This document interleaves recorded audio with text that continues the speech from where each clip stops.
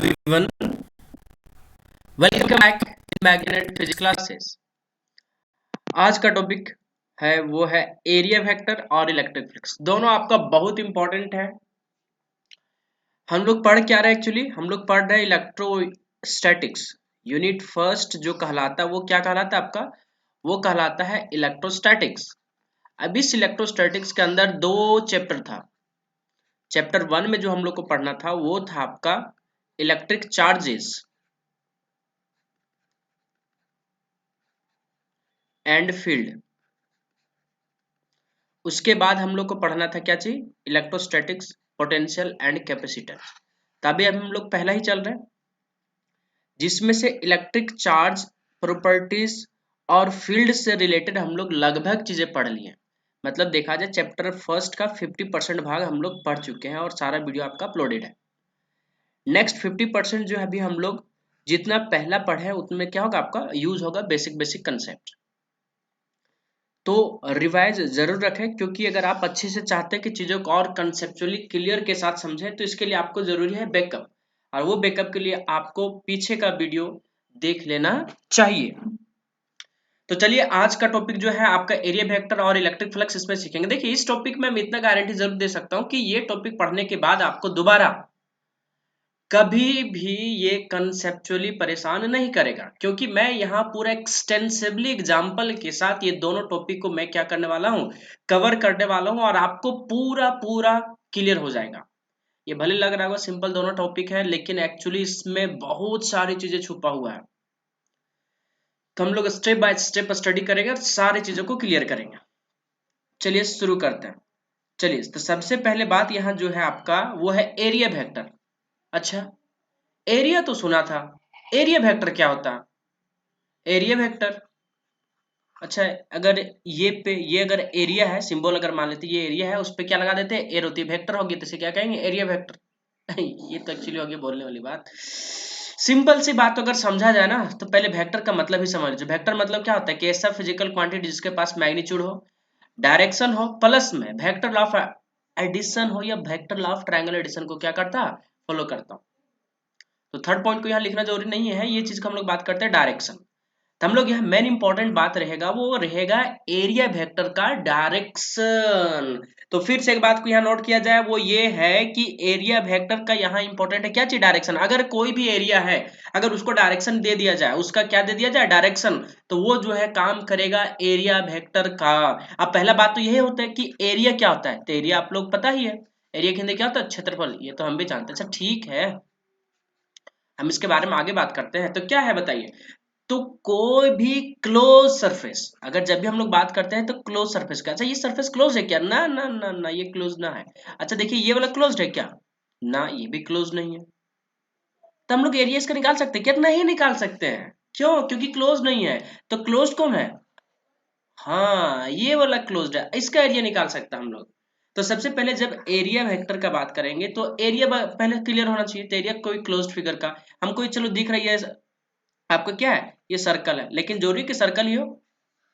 ये देखिए ये आपका कोई शेप तो है ना एग्जैक्ट शेप, तो ये क्या हो जाएगा, ये भी, तो इसका भी एरिया निकाल सकते हैं हम लोग। लेकिन अगर ऐसे करके ये रहे बस यहाँ कनेक्ट ना रहे तो हम लोग इसका कभी भी नहीं निकाल सकते, ना इसका निकाल सकते ना इसका, सिर्फ इसका इसका। ये बात तो समझ में आ गई कि आपका एरिया जो होता है जिसका निकालेंगे वो होगा क्लोज फिगर का। अब यहाँ एरिया वेक्टर, तो एरिया वेक्टर का डायरेक्शन है, तो डायरेक्शन किधर होता है, तो एक बात को यहाँ से बहुत अच्छे से सीख लीजिए कि एरिया वेक्टर का परपेंडिकुलर होता है डायरेक्शन। जिस भी सरफेस का एरिया निकालने बोलेगा उस सरफेस का जो डायरेक्शन होगा परपेंडिकुलर होगा। बोल क्या बोलना चाह रहे हैं हम, ये बोलना चाह रहे हैं कि डायरेक्शन ऑफ एरिया वेक्टर, क्या बोल रहे हैं यहाँ सुन लीजिए, इस बात को याद रख लीजिए। बस यही इंपॉर्टेंट है इस टॉपिक में, यही टॉपिक आपका इतना ही इंपॉर्टेंट है, direction. Direction of area vector, direction of area vector is perpendicular, is क्या है बताइए तो, perpendicular to the surface, to the surface. और इससे ज्यादा इसमें कुछ है ही नहीं। बस इसमें आपको डिफरेंट डिफरेंट एग्जाम्पल के साथ समझना है, डिफरेंट डिफरेंट एग्जाम्पल लेकर आपको क्या करना है, समझना है। जैसे मान लेते हैं कि अगर ये ले लिया, ये कोई क्या है, प्लेन प्लेन शीट है। देखिए तो आपको दिखना चाहिए ये चीजें यहाँ कि इसका क्या दिख रहा है ऊपर की ओर, इसका डायरेक्शन प्लेन शीट में ऊपर भी हो सकता है नीचे भी हो सकता है। अरे ये प्लेन शीट है, देखिए ना, ये इसका डायरेक्शन ऊपर भी हो सकता है नीचे भी हो सकता है। नीचे क्या हो रहा है, ये नीचे भी हो सकता है। अच्छा, और क्या हो सकता है? चल देखिए, आप लोग क्यूब देखे, हाँ क्यूब देखे, देखिए तो इसका जो है एरिया, एरिया वेक्टर क्या होगा, पहले देखना पड़ेगा सरफेस, इसका टोटल कितने फेस होता है 6, जो भी सरफेस मिल रहा है उस पे क्या होगा, उसका परपेंडिकुलर होगा। जैसे पहला सरफेस इधर हो गया परपेंडिकुलर, इसका इधर हो गया, इसका इधर हो गया, है ना, इसका नीचे हो गया, और ये जो आपका बच गया एक ये वाला हो गया, और दूसरा पीछे हो गया, दूसरा क्या हो गया आपका पीछे हो गया ये वाला, और एक क्या हो गया आपका ये वाला। ठीक है, तो आपको सब दिख जाना चाहिए अब कि क्या हो रहा है। टोटल इसका 6 फेसेस है, और 6 का आपका जो डायरेक्शन होगा परपेंडिकुलर टू द सरफेस, और 6 अलग अलग डायरेक्शन में होगा। तो यही चीज को बस समझना।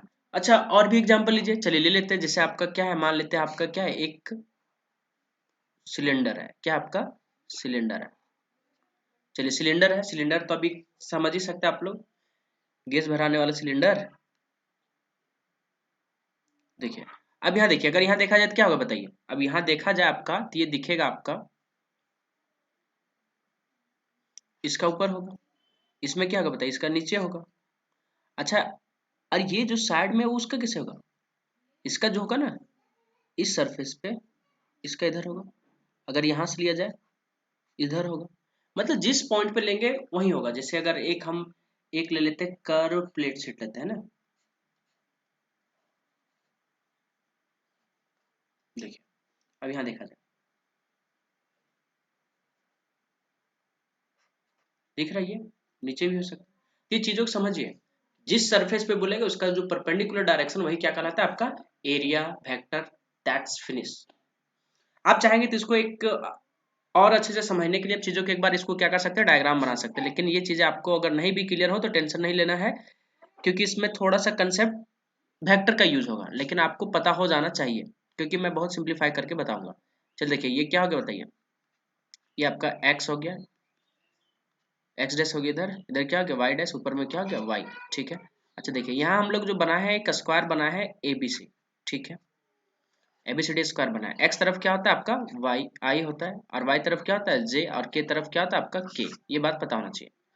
तो अगर हम लोग घूमते हैं कहाँ से, ये से बी और बी से सी, पूरा चक्कर लगा रहे हैं ना, अगर अब इसका एरिया निकालने बोलता है, क्या निकालने बोलता है एरिया, अगर इसका एरिया निकालने बोलता तो कैसे निकालते बताइए। तो आपका जो है ए बी तरफ एक्स तरफ है, तो यहाँ क्या होगा ये आई, ये मान लेते साइड है, ये मान लेते क्या चीज साइड, और इधर क्या होता है बताइए बीसी, तो बीसी क्या होगा आपका ये जे। अच्छा, ये जे क्यों माने, क्योंकि वाई तरफ है, वाई तरफ है ना, तो आपका जे लगेगा। ठीक है, एरिया, अच्छा एरिया अगर आपको निकालने बोलते तो क्या होता बताइए ए बी क्रॉस क्या होगा बताइए बी सी। हम लोग कहाँ से चले, ध्यान से पहले समझना पड़ेगा आपको कि हम लोग चल कहाँ से रहे, हम लोग चल कहाँ से रहे, ये चीज को समझना पड़ेगा। तो कहाँ से रहा बताइए, वो चल रहा हम लोग कहाँ से, ये से स्टार्ट किए, बी गए, बी से सी गए, है ना, तो ये बी क्रॉस बी सी हो गया। अब यहाँ देखिए ए बी क्या हो जाएगा आपका ये आई क्रॉस बी सी क्या हो जाएगा बताइए ये जे, और ये मिलके दोनों क्या हो गया बताइए ये स्क्वायर हो गया। यहाँ बचे क्या आई क्रॉस जे। अब आई क्रॉस जे क्या होता है आपका के होता है, ये चीज बस इतना पता होना चाहिए। इसका मतलब ये हुआ कि जब हम लोग एक्स वाई प्लेन लेते हैं, ध्यान से देखिए, ये आपका कौन है, इधर वाई है, इधर क्या नीचे एक्स है, तो एक्स वाई प्लेन लेंगे तो आपका जो एरिया वेक्टर का डायरेक्शन का है क्या आया, वो आया के की तरफ। अरे मेरे भाई समझिए हम क्या बोल रहे हैं, सो समझिए समझिए इस चीज को, कि अगर हम लोग एरिया वेक्टर जो है, हम लोग जो है एरिया को किस में ले रहे हैं, हम लोग कंसिडर किए, अभी हम कंसिडर किए किस में, एक्स वाई प्लेन में। अगर एक्स वाई प्लेन में किए तो डायरेक्शन इसका जो आया किधर आया, वो आया जेड एक्सिस की तरफ, के की तरफ आया कि नहीं देखिए।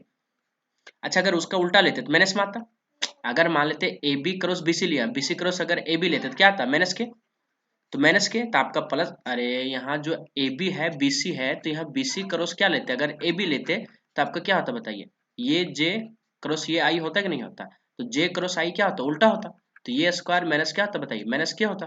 क्यों, क्योंकि जे क्रॉस आई क्या होता है आपका, ये होता है माइनस के, यहाँ क्या लिखते हैं माइनस के। इसका मतलब डायरेक्शन आपका परपेंडिकुलर होगा, मतलब जेड एक्सिस तरफ होगा, अंदर होगा बाहर होगा, वो डिपेंड करता है कि कहाँ चार्ज को रखा गया। अगर मान लेते इसी में अगर आपका प्लेन जो है, अगर हम बदल दे प्लेन को हम लोग किस में रख दें, एक्स जेड प्लेन में रख दें। किस में रख दें, एक्स जेड प्लेन में। देखिए तो आपको यहाँ से और क्लियर दिखता है इसमें कि ये आपका किधर जा रहा है, वाई की तरफ। आपको एक्स जेड प्लेन से और ज्यादा क्लियर हो जाना चाहिए, है ना, अब क्लियर हो जाना चाहिए। तो फाइनली अगर बोला जाए एरिया वेक्टर के बारे में, तो ज्यादा इसमें रटने और समझने वाली बात नहीं है। बस एक चीज समझ लेना है कि एरिया वेक्टर का जो डायरेक्शन होता है परपेंडिकुलर टू द सरफेस होता है, और मैथमेटिकली हम यहाँ आपको प्रूफ करके दिखा दिए कि कैसे आ रहा है। अगर हम प्लेन को एक्स वाई में लिए तो आपका किधर आए, डायरेक्शन के की तरफ आए, मतलब जेड की तरफ आए। और जब यहाँ देखिए यहाँ डायरेक्शन लिया हम लोग किधर, हम लोग लिए X Y X Z plane के, तो इसका किधर गया, वाई का। और जब यहाँ ले लेंगे हम लोग तो किधर जाएगा इसका डायरेक्शन बताइए, तो ये आ जाएगा आपका एक्स तरफ। बस खत्म। नेक्स्ट इंपॉर्टेंट टॉपिक है जो आपको अच्छे से सीखना है, वो है आपका इलेक्ट्रिक फ्लक्स। देखिए इलेक्ट्रिक फ्लक्स आपको समझने के लिए दो टर्म पता होना चाहिए। और वो दोनों टर्म क्या है, वो दोनों टर्म क्या है, तो पहला जो है आपका वो है इलेक्ट्रिक फील्ड, बोलिए तो जानते हैं, बहुत अच्छी बात है। और दूसरा जो है आपका वो है इलेक्ट्रिक फील्ड लाइन, तो ये भी जानते हैं। चलिए बहुत अच्छी बात है, जो जानते जो नहीं जानते सुन लीजिए।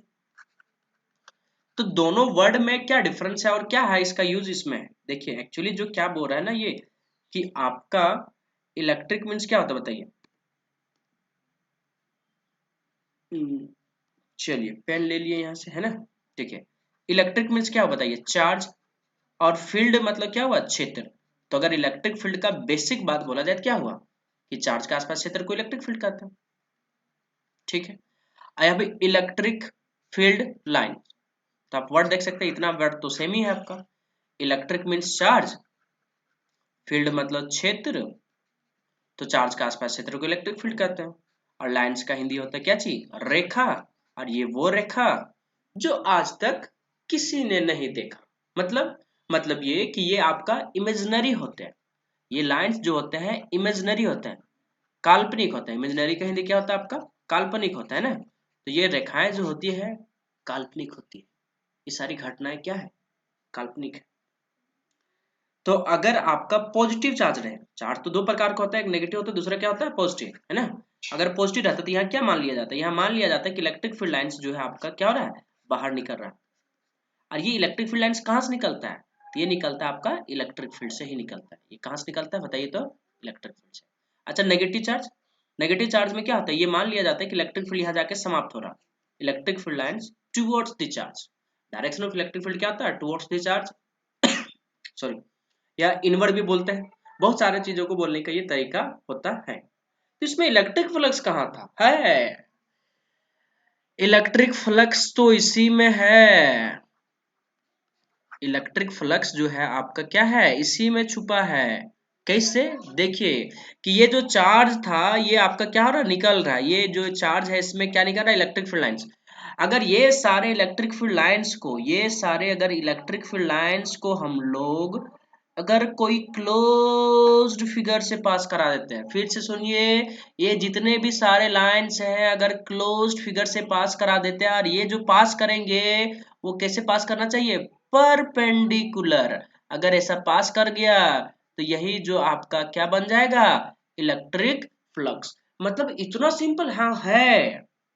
इलेक्ट्रिक फ्लक्स मतलब सिंपल होता है, it is defined as, basic बात जो इसको लिखने के लिए इतना लिखा जाता है, इट इज डिफाइंड एज, नहीं भी लिखें कोई दिक्कत नहीं है। तो क्या लिखें बताइए, the total the total electric field lines, है ना, total electric field lines. Total electric field क्या हो गया, लाइंस, या तो यहाँ इलेक्ट्रिक लाइंस ऑफ फोर्स भी बोल सकते हैं।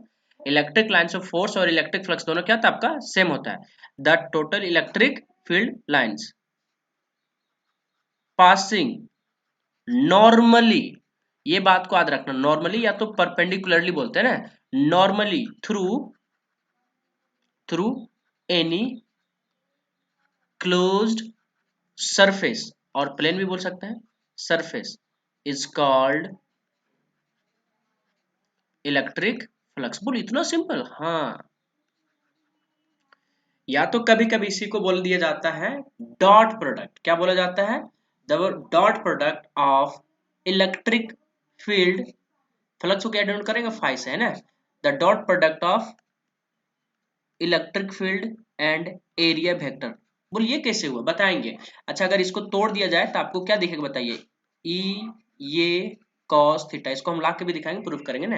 वेयर मतलब जहां आपका जो फाई है वो क्या है, इलेक्ट्रिक फ्लक्स है। क्या है बताइए तो, इलेक्ट्रिक फ्लक्स। चलो अच्छी बात है। अच्छा ई क्या है, वो है आपका इलेक्ट्रिक फील्ड। अच्छा ये क्या है, ये तो आपका एरिया वेक्टर है, और एरिया वेक्टर का डायरेक्शन जो होता है परपेंडिकुलर टू द सरफेस होता है। और थीटा ये एंगल है, ये क्या आपका एंगल है, किसके किसके बीच का, ई एंड ये का बीच का। देखिए चीजों को आपको लिखने सीखना पड़ेगा कि कैसे लिखा जाता है, सो है ना, सीखना पड़ेगा कैसे लिखते हैं। सो ये तो सीख गए हम लोग कि डेफिनेशन में क्या बोलेंगे। डेफिनेशन में अगर पूछा जाए सिंपली, अभी और चीजें इसमें एग्जांपल लेने वाला हूं मैं और एग्जांपल लेकर पूरा क्रिस्टल क्लियर कर दूंगा इसमें। देखिए क्या है कि it is defined as the total electric field lines passing normally through any closed surface is called electric flux। या तो क्या बोल सकते हैं, dot product of electric field and area vector. ठीक, अब हम लोग इसको थोड़ा और अच्छे से सीखते हैं। क्या बोला चाह रहा है, देखिए अगर कोई सरफेस, अगर कोई क्या है बताइए तो, सरफेस, देखिए और यहां से क्या हो रहा है बताइए, इलेक्ट्रिक फील्ड लाइंस क्या हो रहा है, सारे निकल रहे हैं, ये सारे निकल रहे हैं ना, परपेंडिकुलर निकल रहा है। कैसे निकल रहा है ये, परपेंडिकुलर। तो इतना ही बताता है वो कि अगर कोई सरफेस है, अगर कोई सरफेस है, हम लोग यहाँ क्या ले सकते हैं, स्फीयर को भी ले सकते हैं, यहाँ से भी क्या करा सकते हैं, इससे भी पास करा सकते हैं। तो अगर नॉर्मली पास कर दो तो ये आपका जो है क्या बन जाएगा, आपका इलेक्ट्रिक फील्ड। ऐसे भी बना सकते हैं, देखिए आपको ये दिख रहा है, ये सरफेस दिख रहा है, ये आपका क्या है, एरिया है, एरिया है। अब इसका डायरेक्शन क्या है, ऊपर है। देखिए यहाँ इलेक्ट्रिक फील्ड लाइंस क्या होगा, आपका पास हो गया परपेंडिकुलर। लेकिन अगर परपेंडिकुलरली पास नहीं हुआ तो हम लोग जो इलेक्ट्रिक फ्लक्स पढ़ते हैं, फाई इक्वल टू क्या, प्रोडक्ट हो गया ई एंड ए का, ठीक। लेकिन अगर परपेंडिकुलरली पास ना हो तो, अच्छा ना पास हो तो, ना पास हो तो कैसे होगा, देखिए अगर मान लेते हैं ये सरफेस था, ठीक। अब यहां से जो है इलेक्ट्रिक फील्ड जाना तो चाहिए एस से, लेकिन आया है क्या चाहिए, एस से। कोई बात नहीं, यहाँ ई है तो यहाँ जो है आपका वो थीटा है। इलेक्ट्रिक फील्ड तो ऐसे आ गया ना, परपेंडिकुलर नहीं गया। अब इसको हम लोग क्या लेना है, कंपोनेंट ले लेना है। तो इधर क्या हो जाएगा, ई कॉस थीटा, और इसके नीचे में क्या हो जाएगा बताइए, ई साइन थीटा। तो साइन थीटा वाला आपका काम नहीं, क्योंकि ये परपेंडिकुलर टू द सरफेस है नहीं, परपेंडिकुलर सरफेस ये है। तो ये आपका क्या हो जाएगा, ई कॉस थीटा। तो हम लोग यहाँ फिर फाई को जो डिफाइन करेंगे, फिर आपका क्या है, इलेक्ट्रिक फ्लक्स। तो इलेक्ट्रिक फील्ड क्या हुआ, यहाँ ई नहीं हुआ, E cos theta along the perpendicular direction into क्या होगा बताइए, एरिया। यहाँ क्या हो जाएगा बताइए, ई ये कॉस थीटा, इसीलिए ई ये कॉस थीटा लिखा गया है। अच्छा एक और एग्जांपल लीजिए तो, चलिए एक और डायग्राम के साथ लेते हैं एग्जांपल, ताकि आपको और थोड़ा सा क्लियर हो जाए। चलिए देखिए, अगर हम यहाँ जो है इलेक्ट्रिक फील्ड लाइन से, ये तो आपका क्या है दिख रहा है, ये परपेंडिकुलर डायरेक्शन है। अगर इधर से नहीं गया तो, अगर मान ले तो ऊपर से चला गया, ये है आपका इलेक्ट्रिक फील्ड का डायरेक्शन। तो कोई बात नहीं ना, ये हम लोग क्या लेंगे, थीटा, और इसका कंपोनेंट ले लेंगे किसके लॉन्ग, इस जो आपका प्लेन है, इस जो प्लेन है आपका उसके परपेंडिकुलर में। इधर क्या हो जाएगा बताइए, ई कॉस थीटा, और इसके इधर जब लेंगे इसका, तो इधर जो आएगा आपका वो क्या आएगा बताइए, ई साइन थीटा। तो हमको साइन थीटा वाला से कोई लेना ही नहीं, क्या लेना कोस वाला से। यहाँ क्या होगा बताइए, यह जो फाई होगा वो क्या होगा आपका, ई कॉस थीटा इंटू क्या होगा आपका ये। तो ये क्या हो जाएगा बताइए, ई ये कॉस थीटा। अब चीजें क्लियर हो गया। यहाँ फाई क्या है, फाई इलेक्ट्रिक फ्लक्स है। तो इसका कुछ प्रॉपर्टीज बात कर लेते हैं। इलेक्ट्रिक फ्लक्स इतना ही था आपको, अब इसका कुछ बात कर लेते हैं, क्या चाहिए, प्रॉपर्टीज। तो इसमें इंपॉर्टेंट पॉइंट नोट करने वाली बात क्या था वो समझ गए। एक पॉइंट और है, जो अगर सरफेस मेरा मान लेते हैं कि ये आपका स्फीयर था, इसका एरिया तो हमको पता है, इसका एरिया तो हमको पता है पाई आर स्क्वायर है। अगर ये सर्कल है तो पाई आर स्क्वायर है, लेकिन अगर मान लेते हैं स्फीयर है, इसका क्या हो जाएगा बताइए, एरिया वो हो जाएगा 4 पाई आर स्क्वायर। लेकिन जिसका अगर आपका इरेगुलर शेप हो तो इसका शेप कैसे निकालेंगे इसका? इसके लिए जो आपका इलेक्ट्रिक फ्लक्स डिफाइंड है वो है आपका phi is equal to E dot d A, small area vector लेंगे और ये आपका पूरा क्लोज्ड है। अब इसको क्या पढ़ते पता है? इसको जो पढ़ा जाता है क्लोज इंटीग्रेशन। क्या पढ़ा जाता है इसको? Closed integration. फिर से सुन लीजिए इसे क्या पढ़ते हैं? क्लोज इंटीग्रेशन, है ना, क्लोज्ड इंटीग्रेशन। तो इसका मतलब दो दो डेफिनेशन हो गया क्या इसका? हाँ, फाई इक्वल टू क्या हो बताइए? क्लोज इंटीग्रेशन ई डॉट डी ए। अच्छा डी ए यहाँ क्या? Small area vector. इतना सारा नहीं पता, एक छोटा सा स्मॉल एरिया कट करेंगे डी ए और इंटीग्रेट कर देंगे। इंटीग्रेशन का तो यही फायदा है। अब इसमें एक डेफिनेशन और निकाल सकते हैं। क्या निकाल सकते हैं बताइए? तो सरफेस इंटीग्रल, और ये डेफिनेशन लिखा भी जाता है, सरफेस इंटीग्रल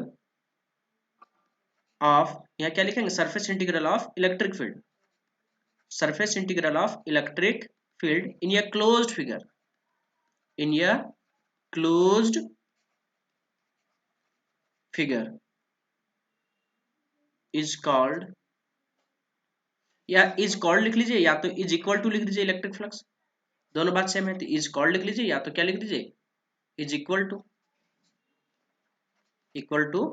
इलेक्ट्रिक फ्लक्स, दोनों आपका डेफिनेशन से। और ये जो है ना आपका वो हमेशा ट्रू, ऑलवेज ट्रू। ये वाला जो है आपका वो क्या है? आपका ऑलवेज ट्रू है, ऑलवेज ट्रू। ये चीजों का आपको क्या होना चाहिए? अब क्लियर हो जाना चाहिए। इसका कुछ प्रॉपर्टीज है, प्रॉपर्टीज बात कर लेते हैं। प्रॉपर्टीज में क्या है? प्रॉपर्टीज में क्या है? वही चीज है इसमें पहले की आपका कौन सा क्वांटिटी है? Scalar quantity. कौन सा क्वांटिटी है? स्केलर। कैसे देख सकते हैं आप लोग? डॉट प्रोडक्ट दिख रहा है, ये डॉट, ये जब ई डॉट ये आपका डॉट प्रोडक्ट है, अगर दो वेक्टर का डॉट प्रोडक्ट निकालते हैं तो वो तीसरा जो क्वांटिटी होता है हमेशा ऑलवेज क्या होता है? वो स्केलर क्वांटिटी होता है। जैसे आई डॉट आई हमेशा क्या देगा? 1, मतलब ये स्केलर दिया, ये वेक्टर था ये भी वेक्टर था, तो डॉट प्रोडक्ट लिया तो आपको क्या दिया? 1। चलिए दूसरे जो बात है इसका एसआई यूनिट। तो एसआई यूनिट क्या बताएं इसमें? आप सीख चुके इतना एसआई यूनिट, इतना बार बताएं। तो फाई जो होगा आपका एसआई यूनिट क्या होगा बताइए? इलेक्ट्रिक फील्ड का, इलेक्ट्रिक फील्ड क्या होता है आपका? Force per unit coulomb charge, force per unit charge होता है ना आपका ये। अब देखिए यहाँ फोर्स का, इसका क्या जाएगा? फोर्स का न्यूटन, नीचे चार्ज का क्या होगा? कूलम, इसका क्या होगा? Metre square. तो यहाँ क्या लिख सकते हो बताइए? न्यूटन मीटर स्क्वायर पर कूलम। एक और है इसका एसआई यूनिट जो आपका ज्यादा जरूरी है, और वो क्या है देखिए तो ऐसा यूनिट, वो देखिए। अच्छा आपको इलेक्ट्रिक फील्ड का जो है एक और बताए थे, एक और बताए थे, एक और बताए थे। कोस थीटा आपका यहाँ ऐसा यूनिट के लिए कुछ काम नहीं करेगा, है ना। एक और बताए थे ई, इलेक्ट्रिक फील्ड का एक और ऐसा यूनिट था, क्या था? वोल्ट पर मीटर एरिया। एरिया का क्या हो जाएगा आपका? Metre square. एक मीटर, मीटर साफ, आपका क्या क्या? Volt metre. तो ये वोल्ट मीटर जो होता है ना, वोल्ट मीटर, ये पूछा जा चुका है झारखंड बोर्ड में, क्वेश्चन ऑब्जेक्टिव में, झारखंड बोर्ड में ये क्वेश्चन आ चुका है। और तीसरा जो है डायमेंशनल फार्मूला, डायमेंशनल फार्मूला खुद से निकाल लीजिए, डायमेंशनल फार्मूला खुद से निकाल लीजिए। इतना तो निकाल ही सकते हैं ना, इतना तो निकाल ही सकते हैं कि क्या है सो, है ना। तो फाई इक्वल टू आपका ई क्या होता है? आपका एफ बाई क्यू होता है, एरिया है, इससे कोई लेना देना है नहीं, तो कोस थीटा फेंक दो। तो फोर्स का क्या होता है? एम एल टी माइनस 2, और चार्ज का क्या होगा बताइए? 80 हो गया। आपका एरिया का क्या होगा? L square. अरेंज कर लीजिए, जो आएगा आपका क्या होगा? आंसर।